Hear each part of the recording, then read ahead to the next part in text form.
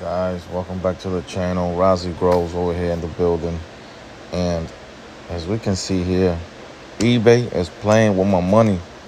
This is crucial during the holidays because I want to keep spending and buying more things. And they got my money on pause and I can't do nothing with it. So right now it's fantasy money until they release it.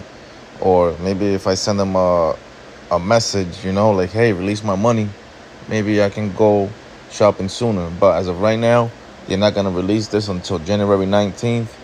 And to me, that seems like a whole long time. That's like next year, you know?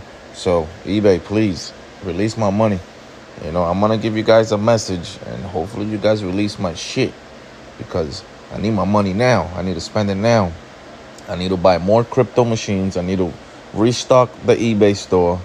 I need to do this now. I can't wait until January 19th. All right, that's it for my little rant. Guys, make sure you stay tuned, like and subscribe. Rozzy Groves got the eBay store popping. I'm going to be selling little nifty items over there, crypto mining accessories and tech support, all kind of things. My services is now open to the public.